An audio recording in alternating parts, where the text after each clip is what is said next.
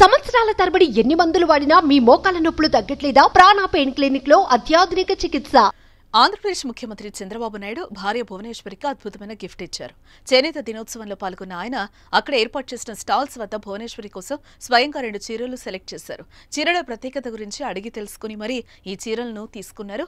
వెంకటగిరి చీర, ఉప్పాడ జాందాని చీరలను సీఎం తీసుకున్నారు. కాగా వివిధ ప్రాంతాల నుంచి వచ్చి తమ ఉత్పత్తులతో స్టాల్ ఏర్పాటు చేసిన నేతన్నలతో ముఖ్యమంత్రి చంద్రబాబు స్వయంగా మాట్లాడారు. వారి సాధక బాధకాలను అడిగి తెలుసుకున్నారు. స్టాళ్లలో ఉత్పత్తులను పరిశీలించారు. ఉత్పత్తుల గురించి వివరాలు తెలుసుకున్నారు.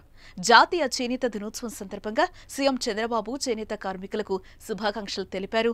విజయవాడలోని స్టెల్లా ఆడిటోరియంలో చేనేత ఎగ్జిబిషన్ ని ఆయన ప్రారంభించారు. రాష్ట్ర వ్యాప్తంగా చేనేత కార్మికులు చేసిన చీరలను ఎగ్జిబిషన్ సెంటర్లో ప్రదర్శించనున్నారు. స్టాల్ ప్రారంభించిన అనంతరం ప్రతి స్టాల్ వద్దకు వెళ్లి చేనేత దుస్తులను చంద్రబాబు స్వయంగా పరిశీలించారు. చేనేతలకు అండగా ఉండేందుకు ప్రతి ఒక్కరూ నెలలో కనీసం ఒక్కరోజైనా చేనేత దుస్తులు ధరించాలని చంద్రబాబు పిలుపునిచ్చారు.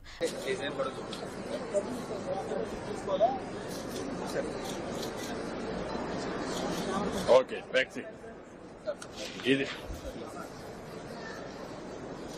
Okay good. ఇది ఎవరిది? ఏ షాప్ ఇది? మాధవరమా?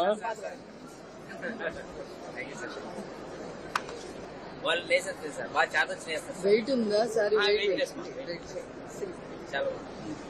ఎంత వెయిట్?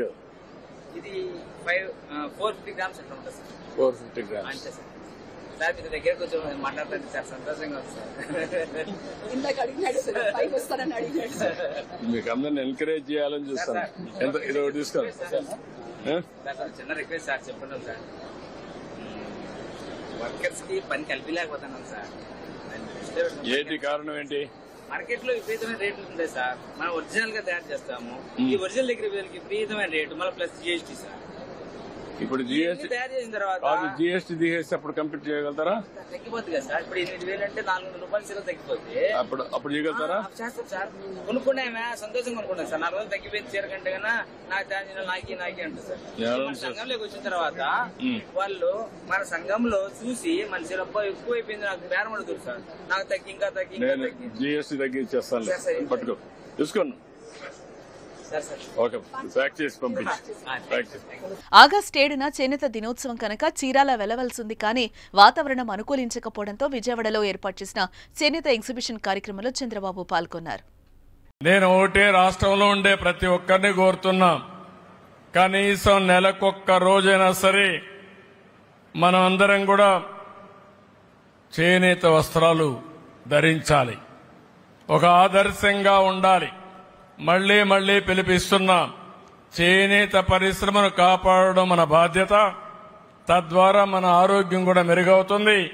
కనీసం నెలకొక్కసారైనా సరే చేనేత బట్టలు కట్టుకోవాల్సిందిగా ప్రతి ఒక్కరికి విజ్ఞప్తి చేస్తున్నాను.